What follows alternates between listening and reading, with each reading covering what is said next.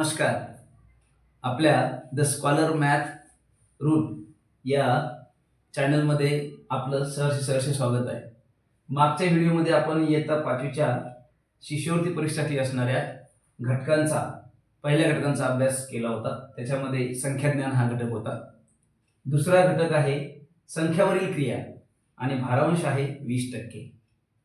म्हणजे 100 मार्कापैकी 20 मार्क या घटकावर असतील.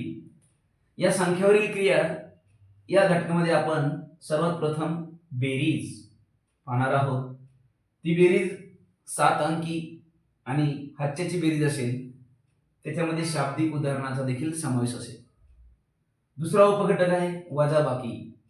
7 अंकी संख्यांची वजाबाकी, हातच्याची आणि शाब्दिक उदाहरणे असा त्याचा स्तर असेल.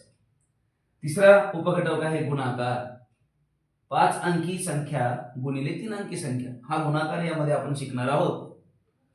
भागाकार आहे पुढचा उपघटक. याच्यामध्ये 5 अंकी संख्या भागिले 2 अंकी संख्या याप्रमाणे आपल्याला भागाकार शिकायचा आहे.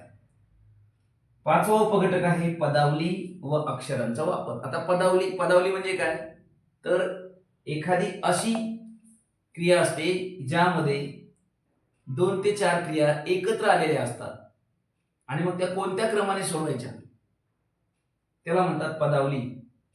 त्याच्यामध्ये एकपदी, द्विपदी, बहुपदी अशा पदावल्यांचा समावेश असतो आणि कधी कधी त्यामध्ये अंकाऐवजी अक्षरांचा देखील वापर केलेला असतो. सहावा उपघटक आहे संख्यांचे अवयव किंवा त्यालाच आपण विभाजक म्हणतो. विभाजक आणि संख्यांचे विभाज्य. पुढे त्यामध्ये विभाज्यतेच्या कसोट्या म्हणजेच नियम.